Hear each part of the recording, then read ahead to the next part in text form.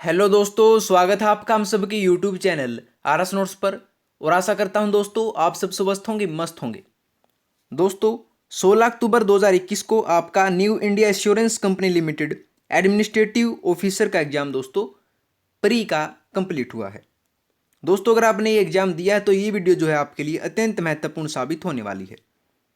दोस्तों आपको इस वीडियो में एक्सपेक्टेड कट ऑफ क्या रहेगी कैटेगरी वाइज आपको इस वीडियो में बताया जाएगा। दोस्तों इस वीडियो में आपको टोटल पोस्ट कैटेगरी वाइज बताई जाएंगी, एज लिमिट, एजुकेशन क्वालिफिकेशन क्या मांगी गई थी, राष्ट्रीयता, एज रिलैक्सेशन कैटेगरी वाइज आपको बताई जाएगी। दोस्तों एग्जाम पैटर्न आपका प्री के बाद क्या रहने वाला है, क्या इंटरव्यू होगा नहीं होगा, क्या इसमें नेगेटिव मार्किंग थी और थी तो कितने नंबर की थी, और टोटल नंबर ऑफ स्टूडेंट्स जिन्होंने एग्ज़ाम के लिए अप्लाई किया था और कितनों ने एग्ज़ाम दिया, एग्ज़ाम लेवल किस प्रकार का था दोस्तों, पेपर का स्तर किस प्रकार का आपका आया हुआ था, और हर डाउट जैसे कि क्या कट ऑफ जो है ओवरऑल बनती है या स्टेट वाइज बनती है, और पेपर 1 के बाद जो है कितने अभ्यर्थियों को पेपर 2 के लिए बुलाया जाएगा, और अंत में जो है एक्सपेक्टेड कट ऑफ आपकी क्या रहने वाली है, वो हर जानकारी आपको इस वीडियो में दी जाएगी। दोस्तों तो आप एक भी जानकारी जो है मिस मत कीजिएगा, वीडियो शुरू से लेकर के अंत तक देखिएगा। तो आइए दोस्तों शुरू करते हैं।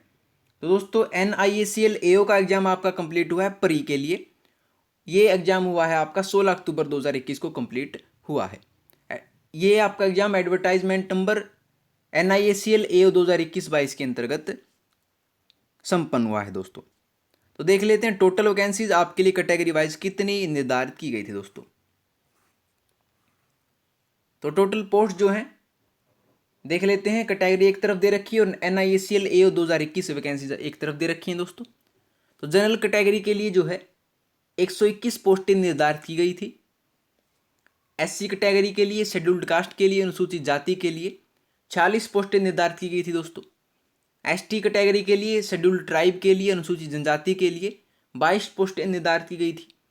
OBC के लिए, अदर बैकवर्ड क्लासेज के लिए 81 पोस्टें निर्धारित की गई थी। दोस्तों EWS के लिए, इकोनॉमिक वीकर सेक्शन के लिए 30 पोस्टें निर्धारित की गई थी, और PWD पर्सन विद डिसेबिलिटी के लिए 17 पोस्टें निर्धारित की गई थी। दोस्तों और टोटल वैकेंसीज जो थी आपकी 300 वैकेंसीज इसमें निर्धारित की गई थी। ये थी आपकी टोटल पोस्ट। दोस्तों हम देख लेते हैं कि NIACL AO एलिजिबिलिटी क्राइटेरिया आपका किस प्रकार दिया गया था। देख लेते हैं NIACL AO eligibility criteria overview. दोस्तों एज लिमिट जो थी आप अप्लाई जो कर सकते थे, कम से कम आपकी उम्र होनी चाहिए 21 वर्ष और ज़्यादा से ज़्यादा हो सकती है 30 वर्ष। आप इस उम्र तक जो है फॉर्म अप्लाई कर सकते थे। इसमें जो है एज रिलैक्सेशन भी दिया गया था, वो आपको आगे बताएंगे कितने कितने कैटेगरियों को जो है किस प्रकार से एज रिलैक्सेशन दिया गया था। एजुकेशन क्वालिफिकेशन जो थी आपकी ग्रेजुएशन पोस्ट ग्रेजुएशन जो है मिनिमम 60% अगर आपके एग्ज़ाम में ग्रेजुएशन या पोस्ट ग्रेजुएशन में मार्क्स आए हुए हैं, और SC ST के लिए 55% अंक जो हैं ये इसमें निम्नतम अंक निर्धारित किए गए थे। आपकी ग्रेजुएशन और पोस्ट ग्रेजुएशन इसमें मिनिमम क्वालिफिकेशन थी। दोस्तों और नेशनलिटी जो है, राष्ट्रीयता का मानदंड क्या दिया गया था देख लेते हैं कि जो अभ्यर्थी है वो इंडिया का निवासी होना चाहिए, एन इंडियन रेजिडेंट, और अभ्यर्थी जो है सिटीजन फ्रॉम नेपाल भी हो सकता है, एक सिटीजन ऑफ भूटान भी हो सकता है, और एक तिब्बतन भी हो सकता है जो कि 1 जनवरी 1962 से पहले भारत में आए थे, और a person of Indian origin, भारतीय मूल का कोई भी व्यक्ति who has migrated from countries such as, जो कि अलग अलग देशों से माइग्रेट हुए हैं जैसे कि Pakistan, Burma, Sri Lanka, Kenya, Uganda, the United Republic of Tanzania, Zambia, Malawi, Zaire, Ethiopia, Sri Lanka and Vietnam in order to settle permanently in India. तो ये भी फॉर्म अप्लाई कर सकते थे। दोस्तों अब हम देख लेते हैं कि कम से कम जो है 21 साल थी उम्र और 30 साल ज़्यादा से ज़्यादा थी, तो एज रिलैक्सेशन भी दी गई थी, वो किस प्रकार से निर्धारित की गई थी देख लेते हैं। दोस्तों तो एज रिलैक्सेशन जो है शेड्यूल्ड कास्ट और शेड्यूल्ड ट्राइब के लिए जो है NIACL एओ के लिए एज रिलैक्सेशन 5 साल की दी गई थी दोस्तों। अदर बैकवर्ड क्लासेज के लिए, नॉन क्रीमी लेयर के लिए जो है 3 साल की जो है एज रिलैक्सेशन दी गई थी। पर्सन विद डिसेबिलिटी जो कि विकलांग व्यक्ति होते हैं उनके लिए 10 साल की जो है रिलैक्सेशन दी गई थी। एक्स सर्विसमैन के लिए 5 साल की जो है एज रिलैक्सेशन निर्धारित की गई थी दोस्तों। और डिफेंस सर्विस पर्सनल डिसेबल्ड इन ऑपरेशन तो उनके लिए जो है 3 साल की एज रिलैक्सेशन दी गई थी। तो person originally domicile in the state of Jammu Kashmir during the period of 1182 3112 89 इनके लिए जो है एज रिलैक्सेशन 5 साल की निर्धारित की गई थी। Existing confirmed employees of public sector general insurance companies including GIC and Agriculture Insurance Company of India Limited इनके लिए जो है NISL AO एज रिलैक्सेशन 8 साल की निर्धारित की गई थी दोस्तों। तो ये थी आपका एज रिलैक्सेशन का मानदंड। अब हम आते हैं दोस्तों एग्जाम पैटर्न पर। तो किस प्रकार का एग्जाम पैटर्न जो है इसमें निर्धारित किया गया है। NISL AO selection process is based on the following 3 phases. जो NISL AO सिलेक्शन प्रोसेस है वो 3 चरणों में कंप्लीट किया जाता है। कौन कौन से। पहला है प्रीलिमिनरी एग्जाम आपका होता है फेज 1 का, जो कि आपका ऑब्जेक्टिव टाइप पेपर आता है। दूसरे नंबर पे आता है मेंस एग्जाम होता है प्री के बाद, जिसमें फेज 2 आता है ऑब्जेक्टिव प्लस डिस्क्रिप्टिव दोनों प्रकार का जो है एग्जाम कंप्लीट आपका आता है दोस्तों। और उसके बाद इंटरव्यू आता है दोस्तों, प्री मेंस और उसके बाद इंटरव्यू के बाद आपका फाइनल सिलेक्शन कर लिया जाता है। देख लेते हैं प्री का जो आपका एग्जाम है उसमें किस प्रकार के प्रश्न आते हैं, कौन से सब्जेक्ट से आते हैं। तो NISL AO preliminary exam pattern, तो दोस्तों इसमें जो है आपका इंग्लिश लैंग्वेज आती है। मैक्सिमम मार्क्स आपके 30 होते हैं और ड्यूरेशन 20 मिनट की आपको समय दिया जाता है, 20 मिनट का। रीजनिंग एबिलिटी आती है दोस्तों, मैक्सिमम मार्क्स आपके 33 होते हैं और ड्यूरेशन आपको 20 मिनट दिया जाता है। न्यूमेरिकल एबिलिटी के प्रश्न पूछे जाते हैं, 35 प्रश्न आते हैं, 35 मार्क्स के आते हैं और ड्यूरेशन जो है 20 मिनट की आपको दी जाती है दोस्तों। टोटल मैक्सिमम मार्क्स आपके 100 बनते हैं दोस्तों और समय आपको 1 घंटा इसके लिए दिया जाता है। तो ये थी आपकी प्री के लिए एग्जाम पैटर्न। अब आते हैं दोस्तों मेंस के लिए। तो मेंस का किस प्रकार से एग्जाम पैटर्न आपका पूछा जाता है देख लेते हैं। NISL AO mains exam pattern. For the mains exam there is an objective paper for 2 hours 30 minutes and then there will be descriptive paper of 30 minutes. The exam pattern is given below.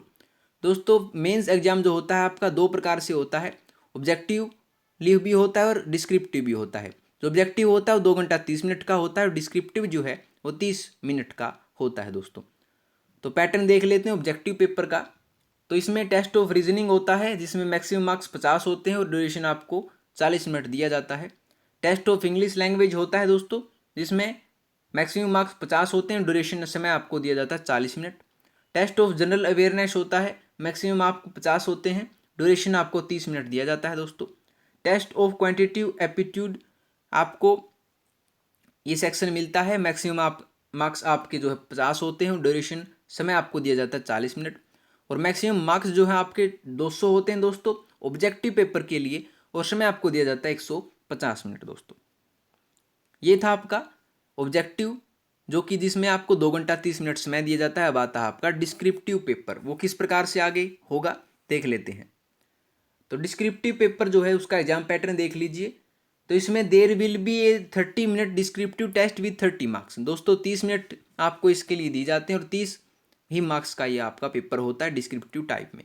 30 marks कैसे कैसे पूछे जाएंगे तो देख लेते हैं। The English language test होगा दोस्तों, ये इंग्लिश लैंग्वेज का आपका टेस्ट होता है। इसमें लेटर राइटिंग होता है 10 नंबर का और ऐसे आपको लिखना होता है 20 नंबर का। तो टोटल हो गया आपके 30 नंबर दोस्तों। और जो आपका the descriptive test will be conducted in English and in online mode. आपका जो पेपर होता है ये इंग्लिश मोड में होता है और ऑनलाइन आपका एग्जाम कंप्लीट करवाया जाता है दोस्तों। तो ये था आपका पूरे का पूरा एग्जाम पैटर्न।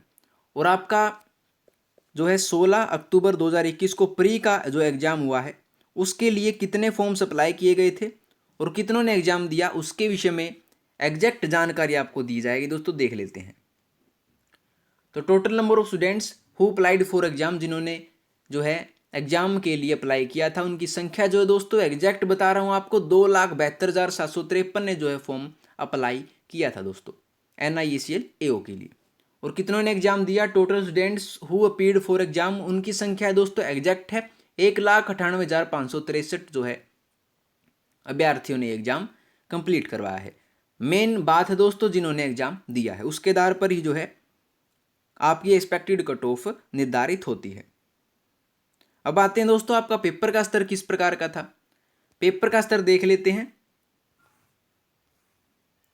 तो पेपर का स्तर जो है आपको बहुत से विद्यार्थियों से राय ली गई और उसके आधार पर यह आपको बताया जा रहा है दोस्तों कि आपका पेपर का स्तर जो है किस प्रकार का था। तो दोस्तों आपका जो पेपर था वो 37% तक जो है वो आसान स्तर का आया हुआ था, इजी स्तर का आया हुआ था जिसको आप कर सकते थे, जो पढ़ा हुआ आया हुआ था। और 40% जो है मीडियम स्तर का आपका एग्जाम आया हुआ था दोस्तों, जिनको अभ्यास करने की जरूरत थी, अगर आप निकालने की कोशिश करते तो निकल जाते। आगे 23% जो है हार्ड स्तर का पेपर आपका आया हुआ था जिसको करने में बहुत ही आपको प्रैक्टिस करने की जरूरत थी। दोस्तों ओवरऑल हम कह सकते हैं, निष्कर्ष हम कह सकते हैं, कंक्लूजन हम निकाल सकते हैं कि ओवरऑल पेपर जो था आपका वो अबोव मीडियम लेवल का था। तो ये था आपका दोस्तों पेपर का स्तर। और एक दो डाउट जो है आपके इस वीडियो में बताए जाएंगे, वो कौन कौन से डाउट हैं वो देख लेते हैं। कि जो पेपर 1 है उसके क्लियर होने के बाद आपका पेपर 2 होता है। तो पेपर 2 के लिए कितने विद्यार्थियों को बुलाया जाता है, कितने विद्यार्थी होते हैं दोस्तों। प्री का आपका एग्जाम कंप्लीट हो चुका है, तो मेंस के लिए कितने विद्यार्थियों को बुलाया जाएगा तो बता देते हैं आपको दोस्तों। पेपर 2 जो होता है आपका उसके लिए प्री में जो अभ्यर्थी हिस्सा लेते हैं उसका 10 गुना अभ्यर्थियों को चयनित किया जाता है। ठीक है दोस्तों, यानी कि आपकी टोटल पोस्ट 300 थी और 300 का 10 गुना कितना हो गया 3,000। तो 3,000 को जो है मेंस की परीक्षा के लिए बुलाया जाएगा दोस्तों। ठीक है, एक डाउट ये भी था कि जो कट ऑफ होती है आपकी क्या वो स्टेट वाइज अलग अलग निकलती है या ओवरऑल निकाली जाती है कैटेगरी वाइज। तो इसका जवाब है दोस्तों जो कट ऑफ होती है आपकी वो ओवरऑल निकाली जाती है, न कि स्टेट वाइज, क्योंकि जो आपकी वैकेंसीज दे रखी हैं वो कैटेगरी वाइज दे रखी है न कि स्टेट वाइज। तो इसीलिए आपकी जो कट ऑफ होगी, अंतिम कट ऑफ होगी जो, वो ओवरऑल निकाली जाएगी न कि स्टेट वाइज। तो ये था आपका दोस्तों पेपर का स्तर, कितनों ने एग्जाम दिया, उसके आधार पर जो है आपकी एक्सपेक्टेड कट ऑफ क्या रहने वाली है उसके विषय में आपको जानकारी दी जाएगी दोस्तों। तो हम आते हैं expected cut off NIECL AO की क्या रहेगी दोस्तों, देख लेते हैं दोस्तों। तो NIECL AO 2021 expected cut off आपकी क्या रहेगी ये बता दें दोस्तों आपको। तो इसमें प्रीलिम्स एग्जाम के लिए जो है आउट ऑफ 100 में से आपकी कट ऑफ बताई जाएगी। ठीक है दोस्तों, इसमें जो है 418 अभ्यर्थी कंपटीशन कर रहे हैं एक पोस्ट के लिए, 418 से 419 जिन्होंने एग्जाम दिया है उसके आधार पर हम आपको ये कट ऑफ बताएंगे। एक पोस्ट के लिए जो है 418 अभ्यर्थी कंपटीशन कर रहे हैं। तो दो पोस्टें जो हैं वो थोड़ी सी कम है दोस्तों, और अभ्यर्थी जो हैं उनकी संख्या ज़्यादा है। तो सीधी सी बात है कि जो आपकी कट ऑफ होगी वो ऊपर जाने के चांसेस बनते हैं। उसी के आधार पर जो है कैटेगरी वाइज आपका एक्सपेक्टेड कट ऑफ बताई जाएगी आउट ऑफ 100 मार्क्स। तो देख लेते हैं, अगर आप जनरल कैटेगरी के अभ्यर्थी हैं और आपके न्यूनतम मार्क्स आउट ऑफ 100 में से बन रहे हैं दोस्तों 78 से लेकर के 82 तक, तो आपका मेंस के लिए सिलेक्शन श्योर है दोस्तों, आपका मेंस के लिए सिलेक्शन हो जाएगा। अगर आप SC कैटेगरी के अभ्यर्थी हैं, शेड्यूल्ड कास्ट के, अनुसूचित जाति के, और आपके न्यूनतम मार्क्स बन रहे हैं आउट ऑफ 100 में से 68 से 70 के बीच में, तो आपको मेंस की परीक्षा के लिए बुला लिया जाएगा दोस्तों, आपका सिलेक्शन श्योर है। और अगर आप ST कैटेगरी के अभ्यर्थी हैं, शेड्यूल्ड ट्राइब के, अनुसूचित जनजाति के, और आपके न्यूनतम मार्क्स बन रहे हैं आउट ऑफ 100 में से 60 से 64 के बीच में, तो आपको मेंस की परीक्षा के लिए बुला लिया जाएगा दोस्तों। ठीक है। OBC category, other backward classes के अगर आप अभ्यर्थी हैं तो अगर आपके मार्क्स निम्नतम 72 से 76 के बीच में बन रहे हैं आउट ऑफ 100 में से, तो आपका सिलेक्शन श्योर है दोस्तों। आपकी मेंस की परीक्षा के लिए आपको बुला लिया जाएगा। ये मार्क्स इतने क्यों बन रहे हैं दोस्तों? क्योंकि जो है पोस्टें बहुत ही कम हैं और इसमें नेगेटिव मार्किंग भी है। अगर आपने अटेम्प्ट किया है प्रश्न और आपका गलत हो जाता है तो 0.25 मार्क्स आपके काट भी लिए जाएंगे। फिर भी नेगेटिव मार्किंग होने के बावजूद भी आपकी एक्सपेक्टेड कट ऑफ यही रहेगी दोस्तों, गारंटीड यही आपकी कट ऑफ रहने वाली है। अगर आपकी कैटेगरी EWS है, इकोनॉमिक वीक सेक्शन के अगर अब आप अभ्यर्थी हैं और आपके निम्नतम मार्क्स बन रहे हैं आउट ऑफ 100 में से 63 से 66 के बीच में, तो आपका मेंस के लिए सिलेक्शन श्योर है दोस्तों, आपको बुला लिया जाएगा। अगर आप PWD person with disabled person हैं, अगर आपके निम्नतम मार्क्स 53 से 57 के बीच में बन रहे हैं, तो आपका सिलेक्शन श्योर है दोस्तों, आपको मेंस की परीक्षा के लिए बुला लिया जाएगा। तो ये थी दोस्तों आपकी NIACL AO 2021 expected cut off. दोस्तों आपके कितने मार्क्स बनते हैं कैटेगरी को मेंशन करके आप कमेंट बॉक्स में ज़रूर बताइएगा हमें। मैं हर एक कमेंट का रिप्लाई ज़रूर करूँगा, ये मेरा प्रॉमिस आपसे। और NIACL AO से संबंधित कोई भी आपका डाउट हो तो आप कमेंट बॉक्स में पूछ सकते हैं। तो दोस्तों अगर आपको वीडियो पसंद आई हो तो वीडियो को लाइक, शेयर और कमेंट करके जरूर बता दीजिएगा और RS नोट्स चैनल को सब्सक्राइब कर लीजिए दोस्तों। तो मिलते हैं आपसे अगली वीडियो में नए और रोचक प्रश्नों या तथ्यों के साथ। तब तक के लिए धन्यवाद दोस्तों।